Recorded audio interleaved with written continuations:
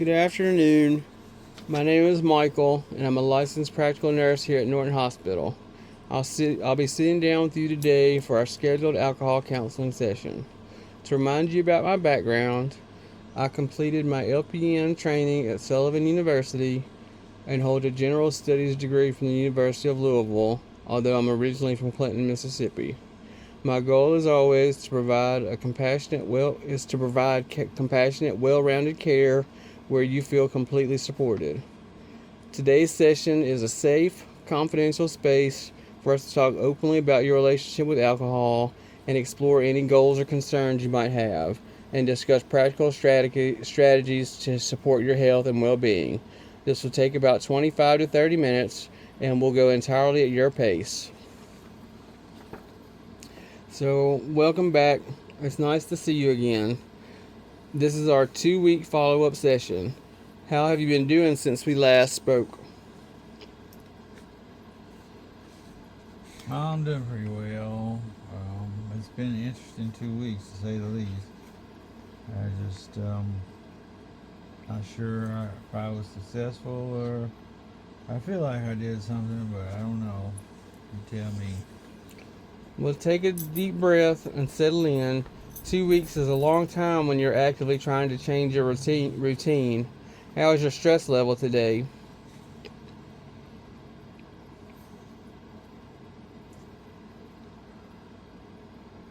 Oh, overall, it's not too bad. Um, just a little nervous just from trying to, make a change, and I wanted to make a change, but I'm not sure how much of a change I made. Well, we mapped out a pretty specific strategy last time, swapping out the weekday beers for sparkling water. Walk me through what that actually looked like in your living room.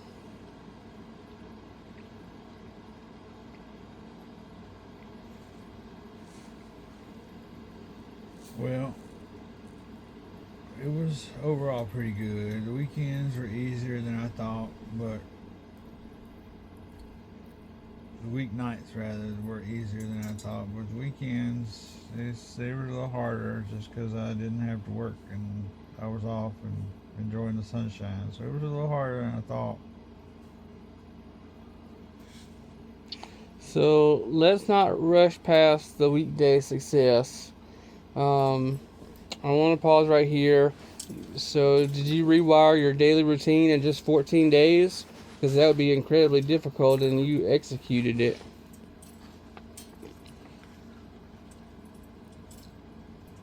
I mean, I did okay during the week. Um, just the first 2 days I thought were tough. Around 5 o'clock, out of habit, I just felt like reaching for one after the other. But once I got past that initial urge and tried to have something else or water and sparkling water, putting it to the front of the fridge, that really did seem to help. Just grab something else besides the beer and um, one or two. I just kind of maybe just waited a little later to start and always kind of set my bedtime for sleep at 10 o'clock no later, just so that I would know that definitely got to get up early. So I want to make sure I could just go ahead and wind down. So instead of starting right at 5, I waited to maybe 6 or 7 before I grabbed the first one, and that helped me cut out maybe 2 during the week. Well, you recognized a strong habit loop and successfully broke it. That takes real intentionality. What positive changes, if any, have you noticed in your body or routine over the past 2 weeks? Well, by week 2, I was kind of already wasn't even thinking about beer really on Tuesdays and Wednesdays as much as I did previously. Honestly, my sleep has just been better. I wouldn't say incredible, but I'm waking up without that fogginess in the morning, and on some mornings anyway. And my spouse said that I didn't snore quite as much, and I guess that maybe makes a difference too. It's hard to believe that just a few less beers a night really would make that much difference. But I even had more energy to take the dog for longer walks in the evening, so I kind of surprised myself. So notice how quickly your body responded to the change. Better sleep quality, less snoring, higher energy are direct indicators that your cardiovascular system and liver are getting well-deserved rest. You prove to yourself that the 5 p.m. urge is just a temporary wave. It peaks and then it passes, but that's a key skill you can rely on going forward. And then also, what you described, the waking up without the fog and having more energy for an evening dog walk, that's your liver operating efficiently and working overtime to metabolize alcohol. Your REM sleep is finally undisturbed.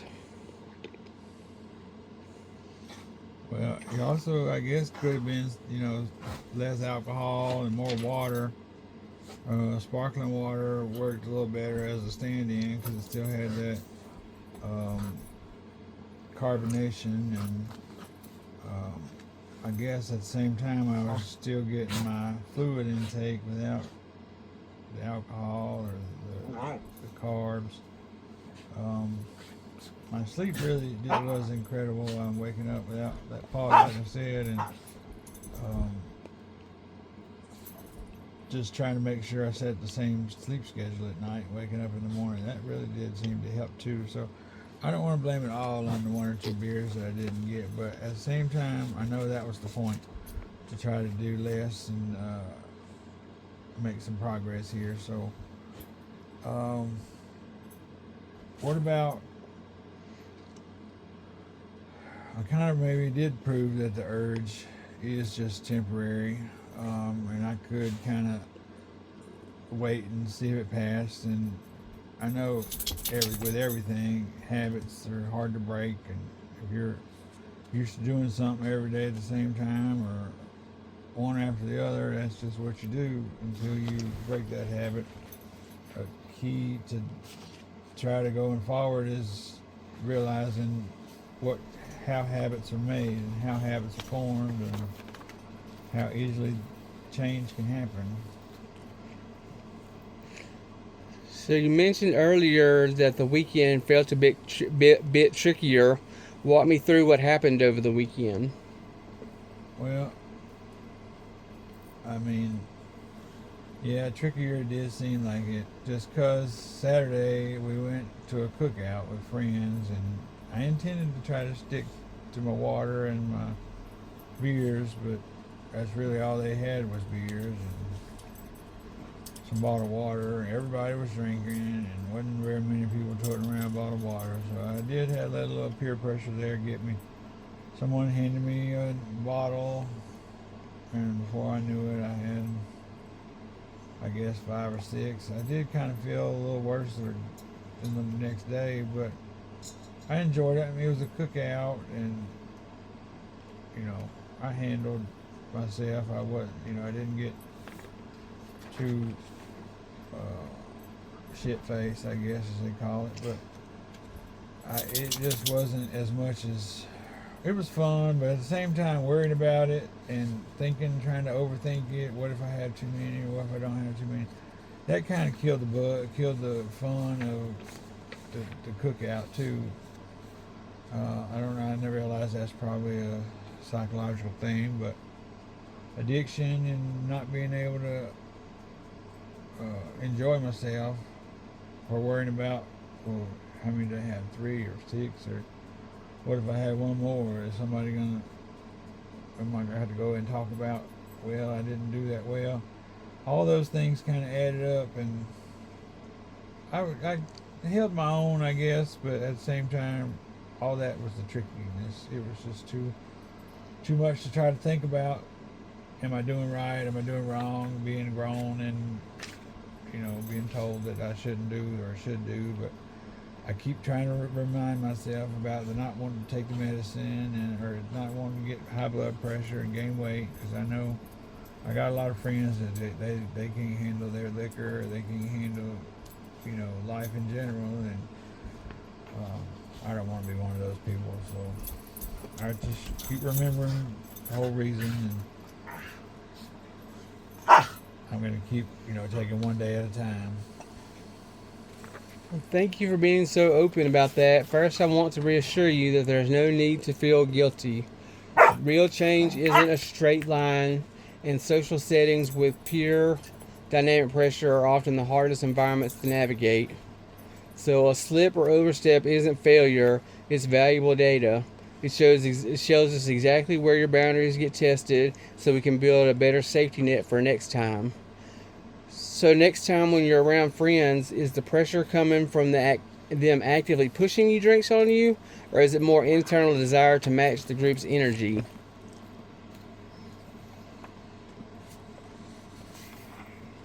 I would say 50-50. For me, I know, like I said, just having to overthink it sometimes and say, could I, should I, you know. It was just the one cookout, and everybody was around. I mean, there were some people not drinking, and they weren't, people weren't really, down and everybody talking. It's not like a high school party, but honestly, I just kind of wrestled with should I not, and like I said, that just kind of took some of the enjoyment out of just being able to relax. But I had to, like I said, bring myself back to remember the whole reason for doing this, and not just for me, it's for my family, and I know we talked about this at length, and I knew we'd have to come back and talk about it. So again, it's not for anybody. I really should just do it for myself. Drinking the water, every couple times I would have a water, and instead of a beer. I mean, even one time I just poured water in my cup instead of beer and said it was alcohol. But I don't know. I shouldn't worry about what other people think, but at the same time, I see how people go out and get themselves in trouble or make themselves sick, get too much to drink and throwing up all over the place, or having a hell hangover in the morning, and I certainly wouldn't want that.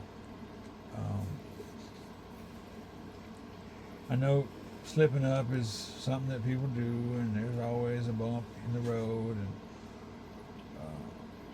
I have always kind of prided myself on having a little bit of willpower and not as much focus and energy to do things when I really think that they should be done. Or sometimes projects look a lot harder, but this project is for myself, and being a project person and project manager is what I do, and I just kind of look at it as this is something that I got to build a better relationship with alcohol, like we talked about.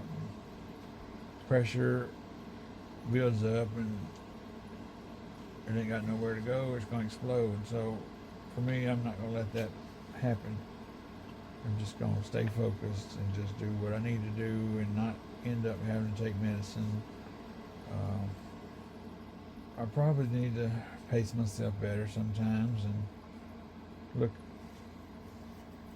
and even out at restaurants, just order water in between drinks. But like I said, it was a little harder at the cookout. Just everybody, they see you have empty beer and see you put it down, and somebody wants to hand it to you because they do want to kind of match energies, and every alcoholic beverage is more a notch on the belt sometimes.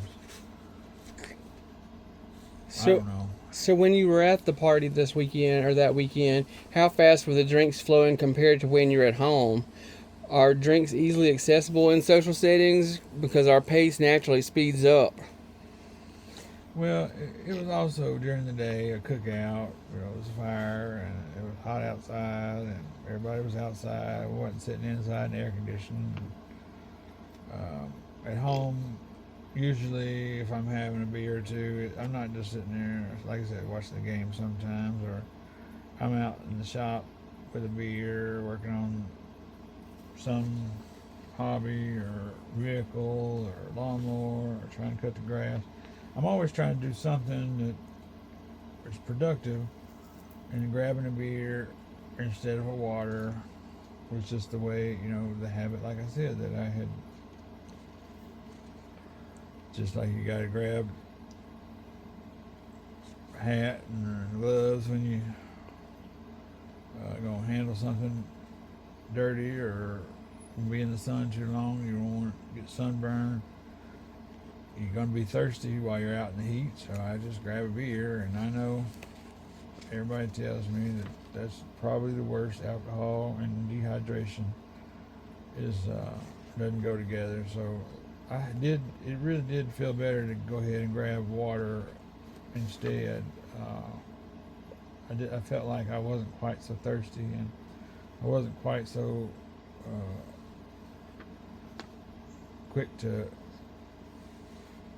down it, because it didn't taste as good as, beer tastes good to some people, but it tastes like brown water, but it gets you a little, helps you with the good, sense of relief, or take the pressure off. So I just was drinking the beer, but then I realized that the alcohol is maybe just a crutch. People take drugs, smoke cigarettes, people drink drinks, try to make themselves fit in or feel better. And I kind of thought long and hard, what is it? Why is it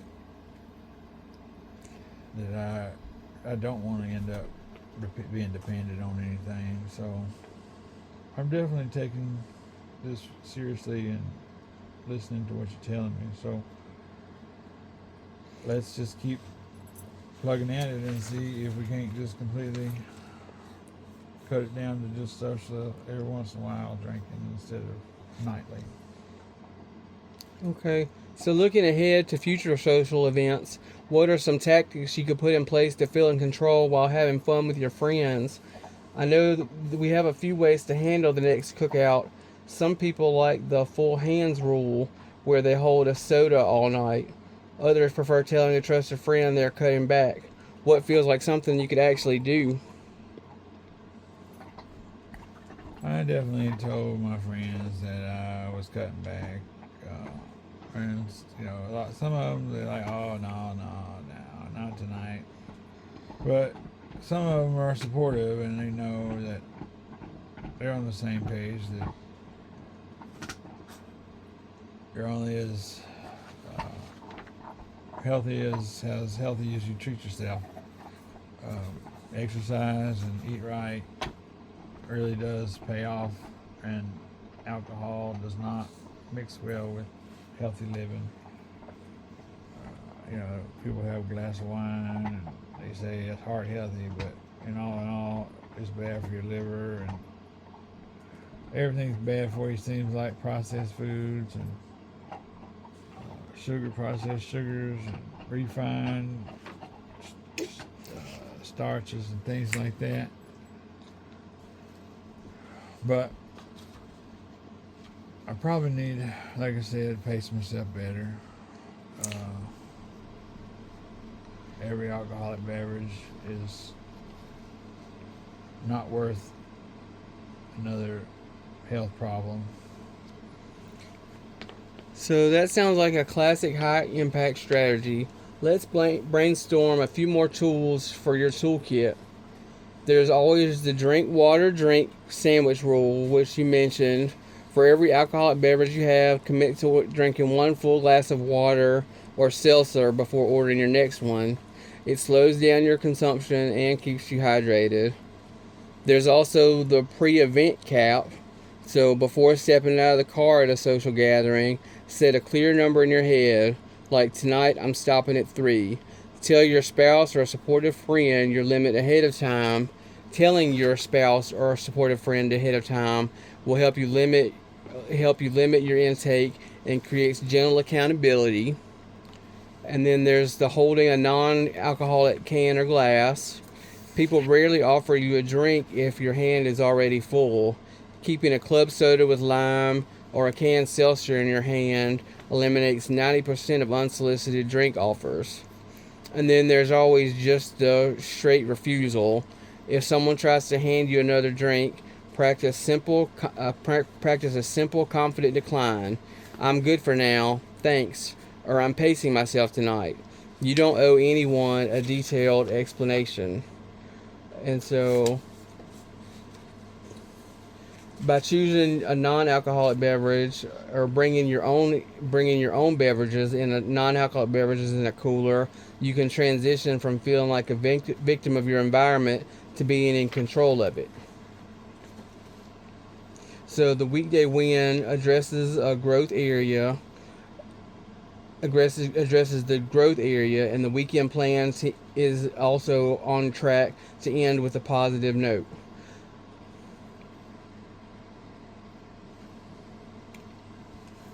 You've done a lot of great reflecting today. You mastered the weeknights. You experienced the benefits of improved sleep, and now we have a clear game plan for handling weekend socials. How are you feeling about your overall goal moving forward into the next month? Oh, good. Pretty good. So, I mean, just trying to get a handle on what it is I'm actually gaining. Just like I said, from cutting out just a few, I felt okay, and some places even better. You know, made me really think, well, I could do this. It is possible. And noticed that my body did respond, positively. I thought, I couldn't do it without it, but turns out I can. And so I'm also considering, how much gain I would have just by cutting it out altogether. But not 100% certain that I can. But I'm always willing to try something new or something uncomfortable because I don't want to get stuck in a rut. And like I said, having to take medicine and things like that. You get these ailments like diabetes or hardened arteries, and I don't want it to end up permanent damage to my body, lungs and liver and all that, affected by what I'm putting in my body, and kidneys. So my goal is to be healthy and live long and spend time with my family without, just going through the motions. well, you definitely are on track, and you want to keep cutting back the drinks by one every week or every 2 weeks. And success for the next 2 weeks isn't necessarily 0 drinks on the weekend. Success is you making an active choice between every single drink rather than drinking on autopilot. Are we aligned on that? Yeah, definitely.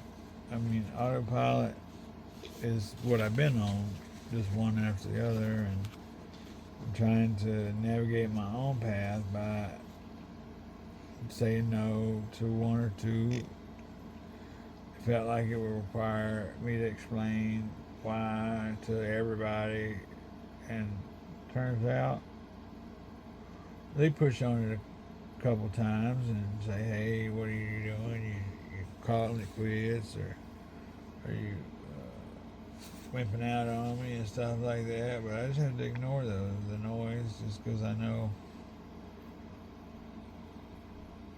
everybody wants different things, and my goals that I've set are to get pretty much to the occasional category instead of the everyday heavy user, and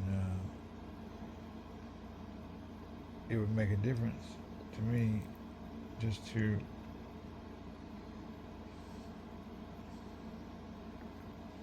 be able to say, no, I don't need that, or that's okay. I know it's nice to have, but I don't really have to have it. Well, that sounds like a great plan.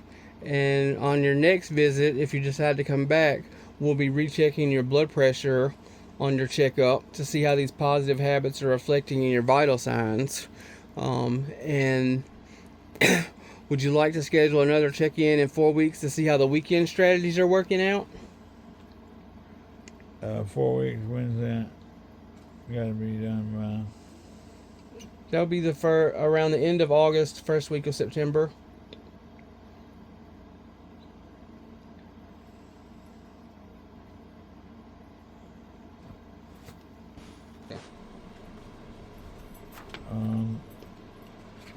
Another appointment again for what? So we can recheck your blood pressure and see how the positive habits that you're doing are working on your vital signs, and to see how you're making progress with your weekends since you've got conquered the weeknights already.